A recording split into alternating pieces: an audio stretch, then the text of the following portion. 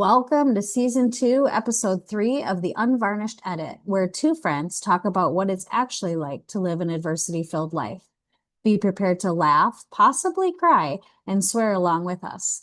This is Angie, and today's episode is the first episode of our parenting arc, where we discuss our personal parenting philosophies and how that has changed over the years. We hope you enjoy.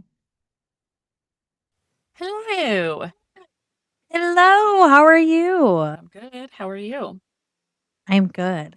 I In think my because cozy today is closet. our first, we're hiding, right? But because today is our first episode on parenting, it's only apropos to discuss how you can either discuss how summer break is going or how you feel about summer break or both. Yeah. Right? Like we said in our pre-chat, love-hate relationship. I will Mm-hmm. say that the school district that I'm in makes summer break pretty easy because we do like a modified year-round schedule. So we only have 9 weeks of summer Seven and a break, half weeks. seven and a half. Yeah. So, and I do 50-50 custody. And so that gives me like 3 weeks of summer break to manage. And so it is a little bit easier in the sense that I just don't have to come up with as much to do, but it's also like not enough time to take the real break, right? And we get excited for summer and we make plans, and then we get to summer and we don't have time to do all of this. But I did discover something quite interesting last week when she was here. And I text with her when she's at her dad's. She is always so busy, right? So her dad, he lives in the neighborhood where the school is. And so all the kids Mm-hmm. live there.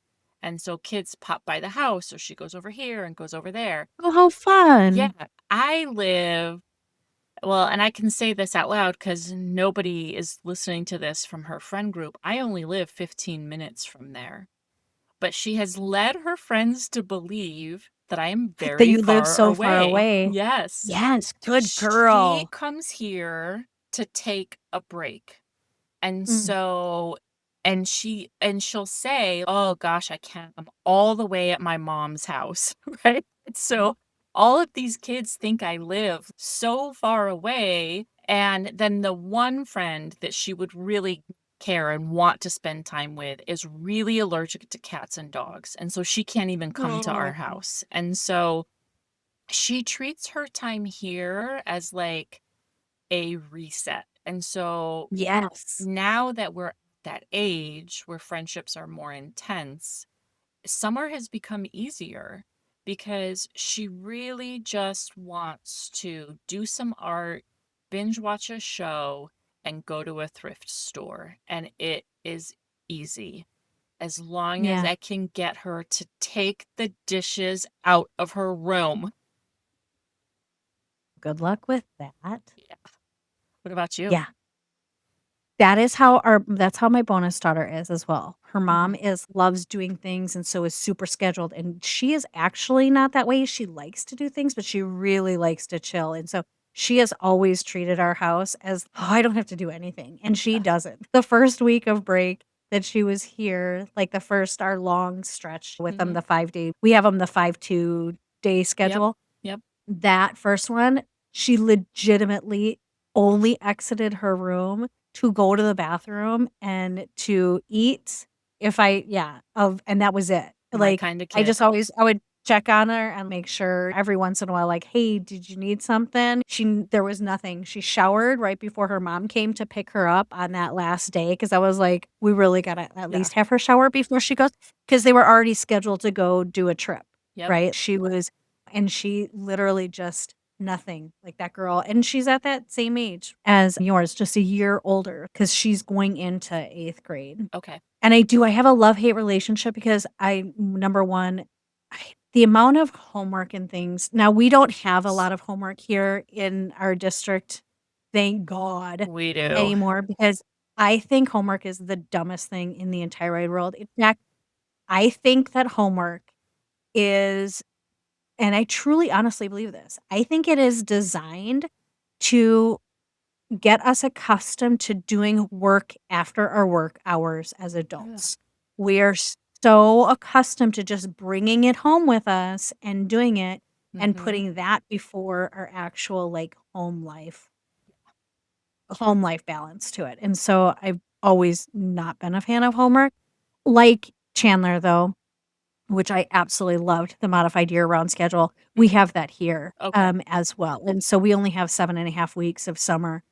I don't get any I already have a hard time having any alone time, and the only chance of alone time is when the kids are at school.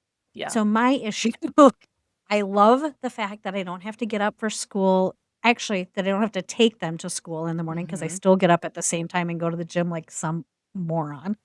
But I realized that that was actually the time that I like the gym the best, and I've learned with our episode on parenting that in order for me to be a successful parent, I have to go to the gym. I Yes. have to absolutely have to go to the gym. Otherwise, I am just a raving lunatic for it. So I like that I don't have to take them to school and I don't have to, pick them up, but I really dislike not having alone time. Yeah. Yeah. Yeah, it becomes a very long summer, and because we have big teenagers, my grocery bill, like, dude, can school please just still feed you? And Right? you don't eat at school anyway. You don't even eat the lunch there, and you don't eat breakfast before you go to school. Yes, I'm one of those parents. But why do you eat it when you're here? Yeah. Why is I know you everything could go so much more hours. I know. So, you can eat I will literally give her a carton of blueberries to eat in the car on the way to school when school's in. She loves Yeah. blueberries. But at home, we're making smoothies and acai bowls, and all of a sudden you want cereal, and I guess that's just because she's not feeling the time pressure. But you Right. also ain't They doing eat the so dishes. much. The purchasing of the food and making sure we have enough in the house that the kids are not hungry, it's a lot. I have to go Mhm. grocery shopping this afternoon because 'cause I've done mine and Todd's grocery shopping because we can survive off nothing, Yes. and now I have to go do the kids' summer grocery shopping because I know that there's food, but there's ingredients. Yeah. There's a big difference between an ingredient household and a food household, and I am an ingredient household. And you in the summer have to shift to a Have to be food a food. household. So Mhm. otherwise, if you're an ingredient household, mom has to cook everything. And Yeah. we went to Costco the other day and I said, we're going to walk up and down these frozen food aisles as many times as we have to until something sparks joy in you because I'm not cooking all summer. So complicated. I know. Which really you guys are getting a kind of a taste of our parenting philosophy. I I don't know, I mean, I think we said this at the beginning when we very first started our intro piece to it is that Jaelene and I are parent friends. So Yes. we met when our oldest children were in kindergarten. They were in the same kindergarten class, so we met at drop off. I only at the time had 3 kids. My 3rd one she was like a year old, I think, at the Yeah, they time. were babies. You didn't have your 3rd yet, did you? Yeah, Or were you pregnant? I had just had my third Yeah. that And so year. we have been and our oldest are now 27 years old. So, we have been friends for a very long time, Very long time. and it has all surrounded really around parenting Yep. initially. It was all around parenting because you were my one friend that I Mhm. could text, "Can I sell these kids?" I could talk about whatever was going on with my Total kiddos. freedom. Yep. Good, bad, All really of it. bad, Mm. and there was never any judgment in it. In fact, I just came upon I had a memory of a Facebook post, and it was a text between you and I said, "Everybody no one teaches us how to be or talks about parenting adult kids and young adult kids. Mhm. Nobody talks about that kinda stuff, and everybody needs a friend like this," because it was a conversation that you and I had, and it was honestly, when Sam went missing, Okay. when we yeah, and found out anyway, another story, A whole another thing. day, another story, whole thing, and I texted you and I said, "Nobody talks about the shit of parenting." I said, "It's like a cult where they only talk about the good things. Remember this?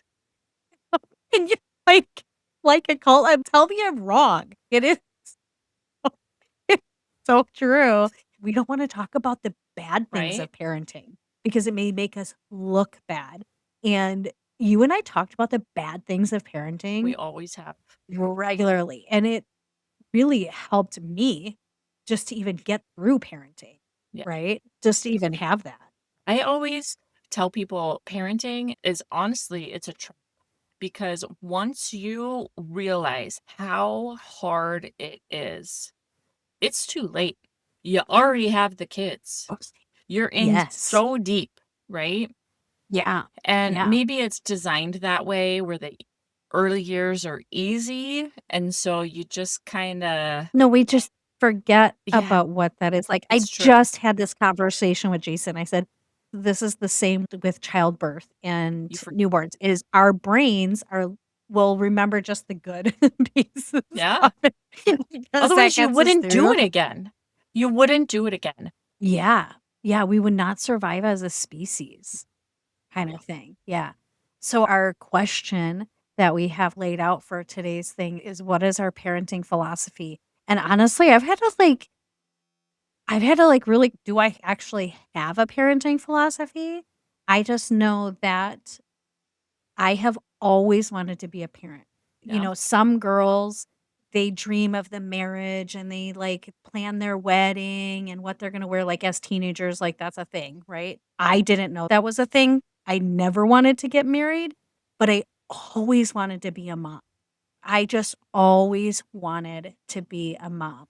And I honestly don't know what that was, but Mm-hmm. my whole entire philosophy was, I can't wait to see what they are like as adults. And that I was never like parenting children. I was always parenting prospective adults. And so everything that I did, it literally went through the lens of like, someday they're going to be an adult. Okay. And does this help them become an adult, or does this hinder them becoming an adult? And so that kind of has been like my underlying parental philosophy. And honestly, I got a lot of shit about it when they were, especially when they were young. You shouldn't be letting them do this, or you shouldn't be letting them do that, or why are they allowed to talk to you that way? And it was all because I was parenting them to be an adult. At some point, you're going to be an adult and you're going to leave this house. I want to make sure that you're equipped to do that. Yeah. Yeah. I think that's really interesting. I would say, I'm not sure, like you, I'm not sure that I have a parenting philosophy. I know it's changed a lot over the years, like it's evolved. Where I know for sure, though, that I've always been is I came from a very big family and I always wanted a lot of kids, but I think that was a cultural thing. It definitely examining, it's not an internal thing. That was a cultural thing. And I'm not embarrassed to say whatsoever that if I redid my life, I probably wouldn't have kids. I'm a great parent. Really? Yeah, I'm a great You parent. are a really good mom. I Yeah. love Okay. kids. My kids are like Yeah. the center of my world. I'm so grateful I have them. They're amazing. I learn so much from them. Think I sacrifice too much of myself. And that's, Yeah. and this conversation doesn't matter because I have the kids, right? Yeah. So, Yeah. yeah, I Yeah. could Yeah. probably figure out how to sacrifice less of myself and have more of a balance where I feel like I can stake out more ground. But I've never explored that. So, that's neither here nor there because I have these kids and I friggin' love them. They're amazing. Yeah. Um, Yeah. but I will say, I think it's really important for people who feel like that to say it. I'm Yeah. allowed to say, wow, Absolutely. this is actually, I was kind of culture pressured into this, and I'm not sure if I would have made this decision again. And that doesn't mean I don't Yeah. love my kids, right? Absolutely. I just think we need more honesty around parenting. Yes. But I Oh will, my God. If we yeah, had more honesty around parenting, it's not easy. no. It And literally takes just about everything you have. it's all made up. We have no idea what we're doing. Right. And so, but I will say, I grew up in a family that if I do XYZ for one kid, I have to do it for the other. And I totally understand that perspective, especially when you have a bajillion kids, right? I have always parented the exact opposite of that. I have always parented as you are a unique individual, and whatever I think in my best discernment you need in this moment, I will give to you, and that will be very different than what I give to your sibling. Absolutely. And the consequence of that is that I have 4 extremely diverse children, and Mhm. it is almost impossible. As a matter of fact, we were talking about I would love to let's try and think of a family vacation. My husband and I were, and there is not a Mm. vacation, a dinner, an activity night that I can plan that all 4 of my kids would wanna come to.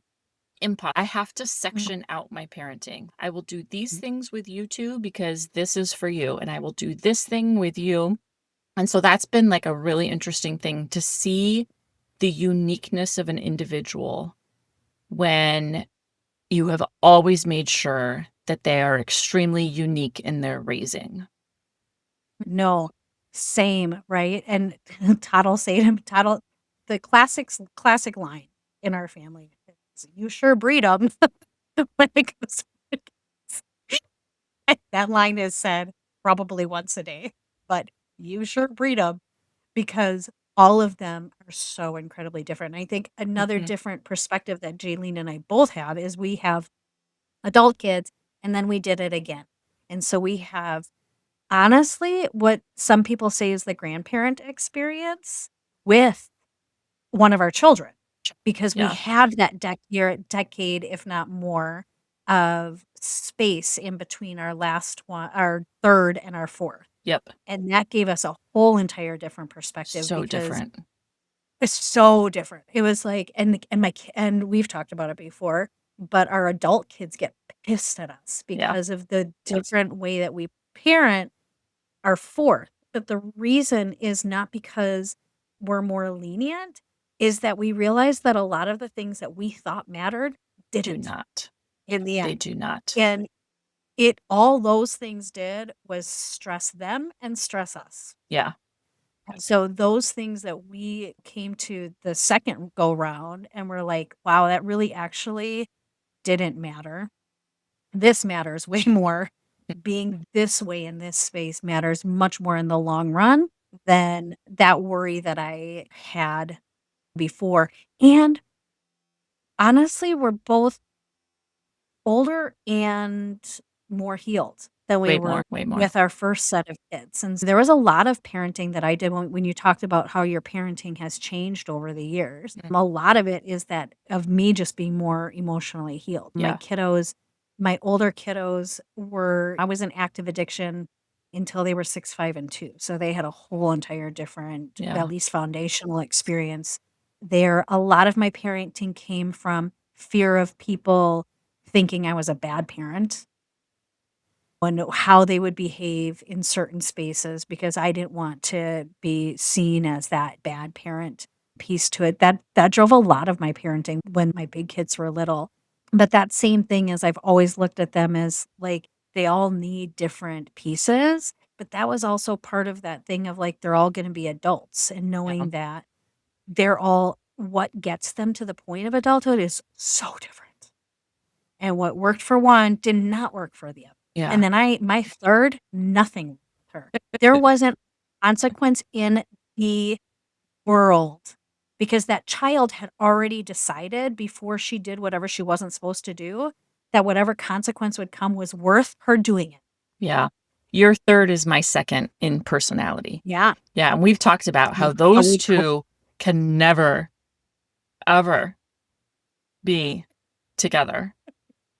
And thank God that's not even a possibility because ew, they're ew. But they are so unique out of when you talk about having children that are so individual and unique, then we have these 2 kids that are like, oh my gosh, Yeah. And I have a duplicate of that in my fourth. I actually think that my fourth is, this is funny because my second kid, who is just physically and in so many ways a carbon copy of his father, right?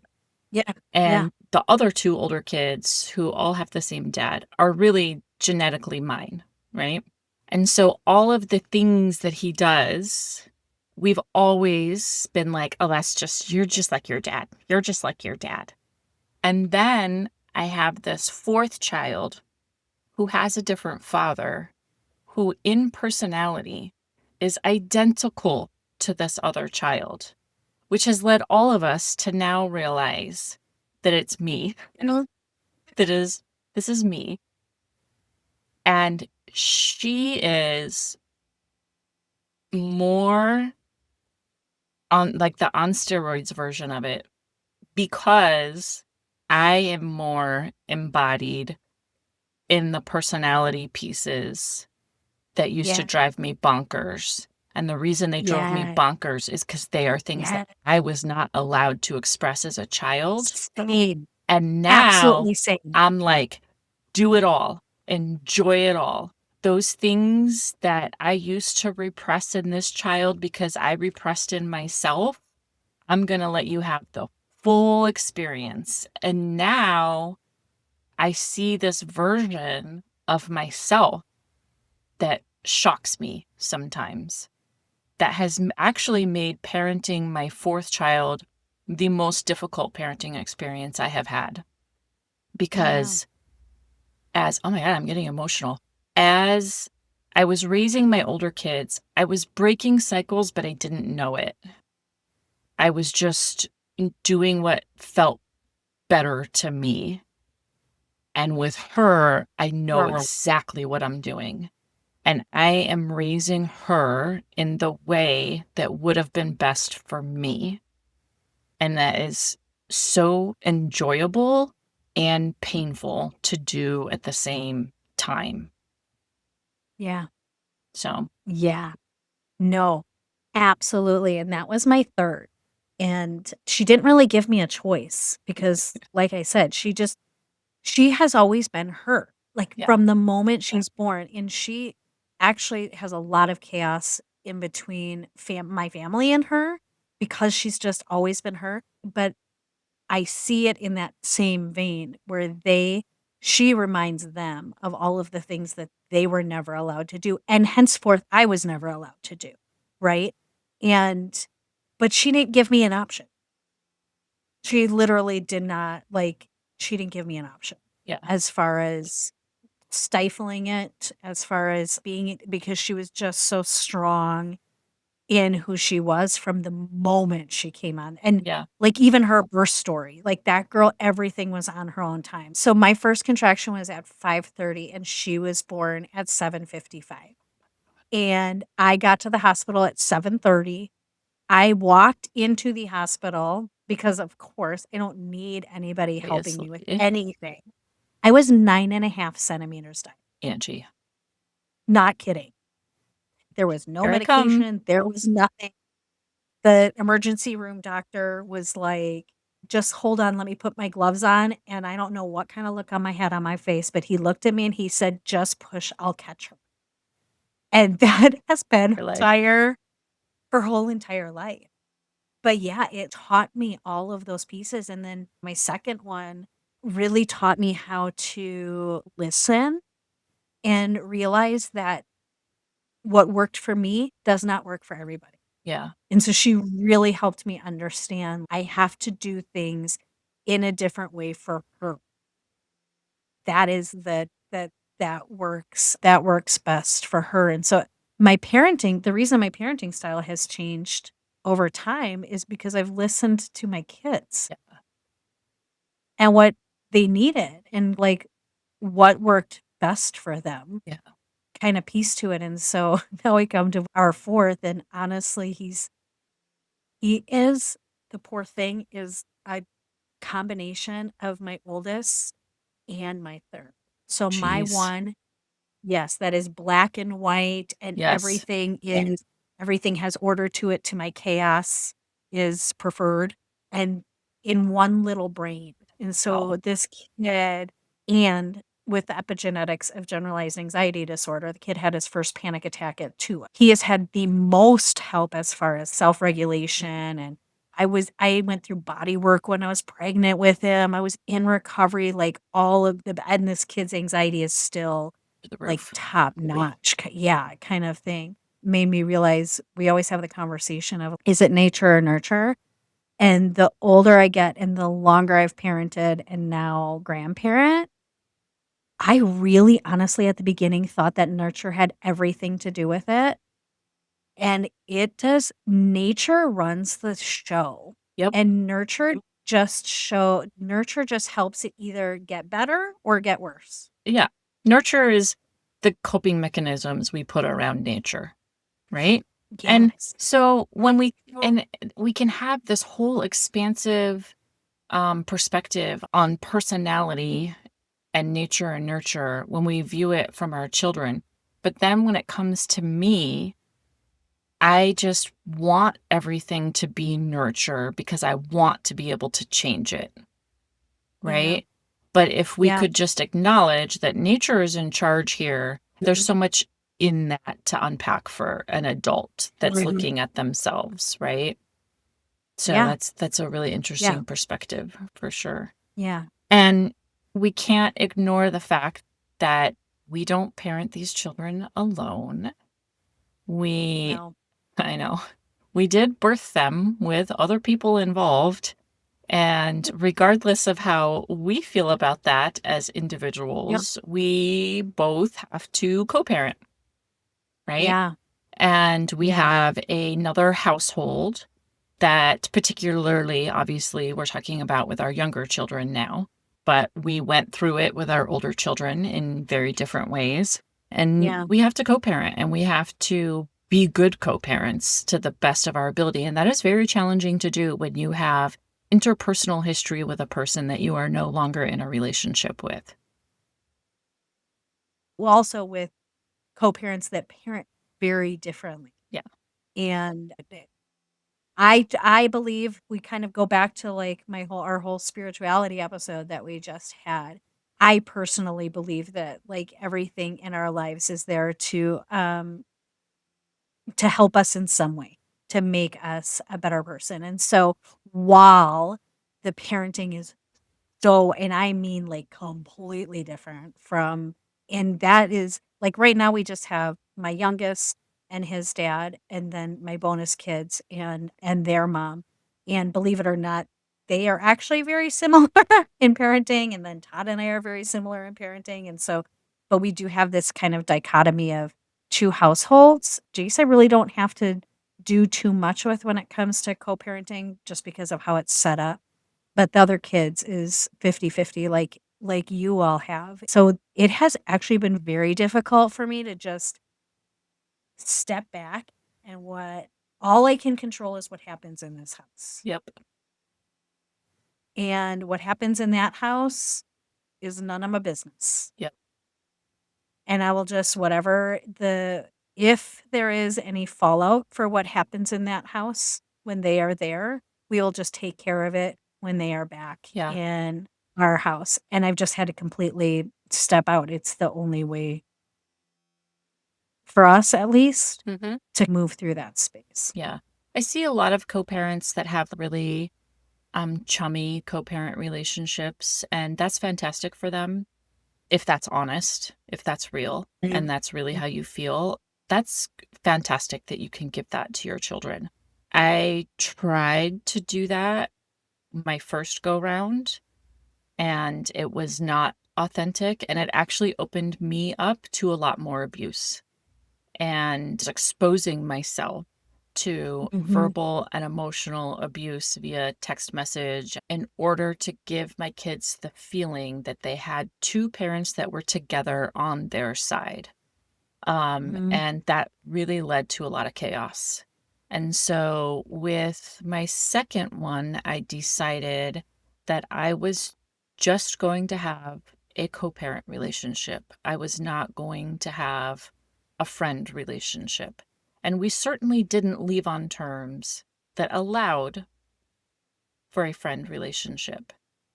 And so my work has been in keeping those things separate and placing the value on my daughter deserves to have whatever relationship with her father they build themselves.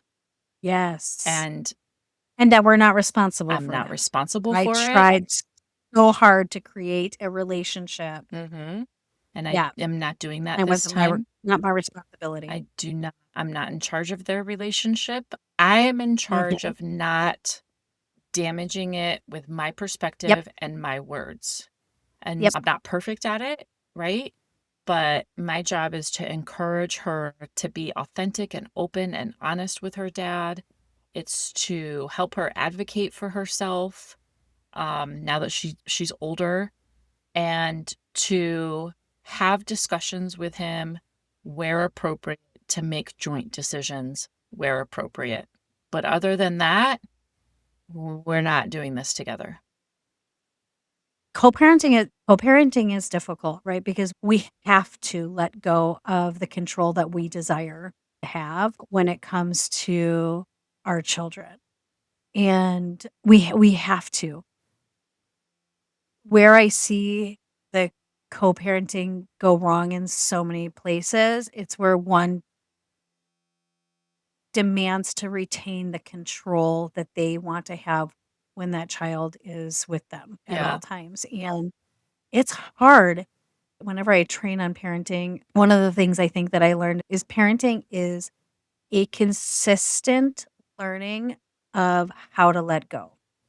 So you think about it from the time that they are infants, right? You are literally learning it's an active process of learning to let go and have them do themselves. Like when they start walking, you want to help them and you want to help them. But at some point, you got to let go and let them take their steps by themselves, right? And then all of a sudden they're in school and then they're teenagers and everything is this consistent process of learning to let go. And what co-parenting kind of just gives you this crash course, what would naturally develop over time if you allowed that, but this crash course of I don't have control what goes on. Yeah. Parenting is over like there. the only endeavor where if you're really good at it, separation happens. Yes. It's the only endeavor that's like that. If I'm a Yeah. really good parent, my children become adults with their own lives, their own goals, their own thoughts, their own beliefs, and we're separate. Yeah. Right? Yeah. And for me, it's been a process of really deeply recognizing that not only do I have to let go, I have to give them space to do mistakes. Because this is the safest place for you to make mistakes, is in these years that you have with us. And I think that's where parenting has gotten out of hand. I see a lot of kids not being allowed to make mistakes in their at-home years, right? So if she misses a homework assignment and she calls me to bring it to her, I say no. If she doesn't get something done on time and needs an extension, I make her write the email. And that's because she's going to have, like you said, I'm preparing her to be an adult. And so you need the discomfort of these things to not be fragile, right? And also to learn how to make yourself feel whole by fixing it. And so you have to, in the walking analogy, you not only have to let go, you can't, when they go to fall down, when they step too far away from the couch, and it's really a matter of trying to recognize how far you can let them go without causing irreparable harm. Yeah. How much space do you give if I hear her breaking a rule at 10 o'clock at night, where our rule is no TV, no more night walking, no, which just means walking around the house, and no more devices in your room, and I hear her at 10:30 watching TV, am I going to go in there and say, shut it off right now? Or am I going to wait till the morning and say, am I going to hear your TV at 10:30 tonight again? Or do I need to take it out of your room? Let her feel that, ooh, I got caught. Yeah. It's really tricky. Yeah. Yeah. Yeah. And honestly, there's no book for it.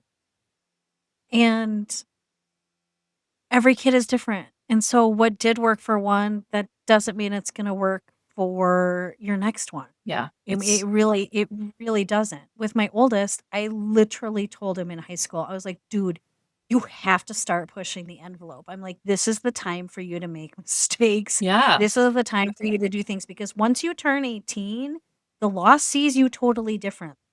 And mistakes once you're 18 have way different accountability than the mistakes you make as a teenager. Everything was just so black and white and rigid, and honestly afraid to get in trouble. He was the kid who in first grade was bullied so bad. And the teacher had the little stick consequences. You had a green stick, a yellow stick, a red stick for your behavior. We had tried every avenue possible when it came to bullying, whatever intervention that they could have had. And finally it was like, dude, you need to hit this kid back. It's the only thing that's going to stop. If he hits you, you need to hit him. And he goes, but I just can't. And I'm like, why can't you? I'll get a red stick. And I go, okay. And so what happens when you get a red stick? And he goes, they call my parents. I'm like, that's me. That's me that they're calling. Who is You're going to be fine. to do it. And your teacher is backing this up. You have our permission. It's the only thing that's going to stop this. And he was just, I just can't get in trouble. Right. Yeah. So polar opposite from my third, who there was not a rule that she did not care to break because. Oh, what's interesting is the kids that we have. Well, I can't say this about your family, but in my family, the child, my second child, that took the most risks, broke the most rules, got in the most trouble, tried the most boundaries. I'm not going to say the easiest time as an adult, but has the most resilience. And he's the kid that when I finally corner him as an adult and start asking questions about his life, I find all of these problems that he's been through and solved on his own, right? And I'm like, have you been living in chaos this whole time? He lives in another state. I just went to go visit him.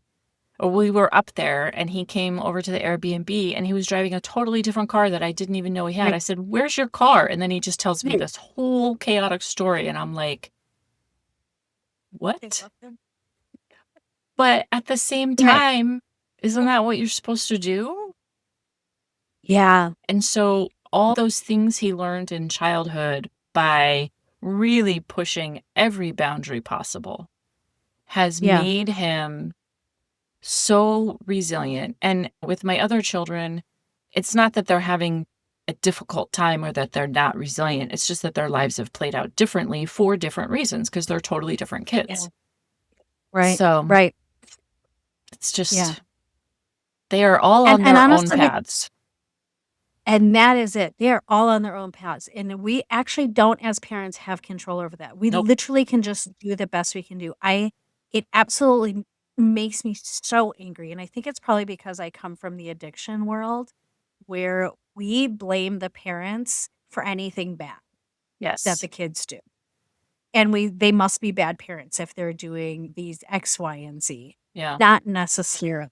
Very good parents can have children whose their life path, it has what we would perceive as bad choices in them. And vice versa. You can have really bad parents, have really amazing freaking kids. Yeah.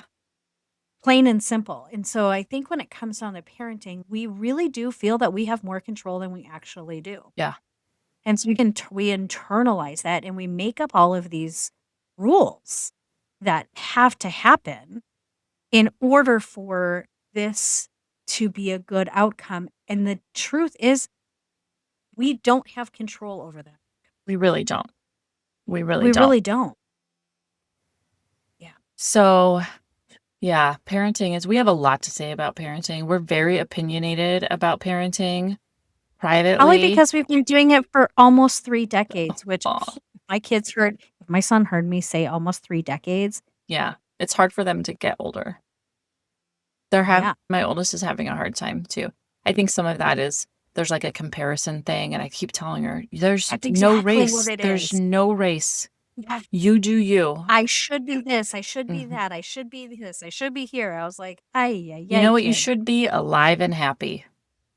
Seriously. Like Alive and happy. none of us get out of this thing. You know Yeah. what I mean? Yeah. Yeah, just enjoy it. Just enjoy it. Oh, we do. So we do have a lot to say. But what are our topics, we also though? have topics. Yeah. So our next episode in this arc is going to talk about parenting culture and parenting queer kids. Journey in is. its own. Yeah, it is. Parenting through crisis. We're good at 'cause that. we all gotta do it. It's been our Nailed lives. it. 25 years of it. And then parenting adults, because we never talk about what it's like to parent adults. We always talk about it as when they're children. And you think that there's no control when they're children. Just imagine Just when imagine. they're adults, and the way parenting changes and Yeah. has to change. So I'm excited to Me too. to go through We have a those lot. things. We have a lot of ground to cover there, and this is one area where I feel very confident saying we have a lot of experience, and I think different perspectives than what is pervasive in the parenting world right now. So you are not going to hear gentle parenting from us. You're also not going to hear abusive parenting from us. And I'm excited to have the parenting conversation. Maybe I'll tell my kids we're doing it. Maybe I'll just let them find out. I know that one of ours already listened, so.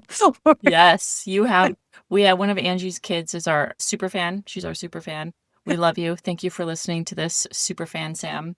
And honestly, she's taught me a lot about parenting. Yeah.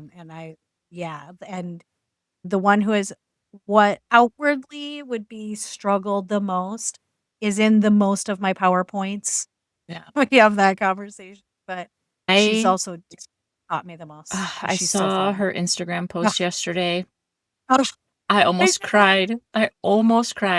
I literally almost cried when I saw, and then Angie, when I saw your response to it, I was like, this is the goal, to have a kid go through the things that she's gone through and be on the other side and be in love with herself. And oh my gosh, that is the biggest win.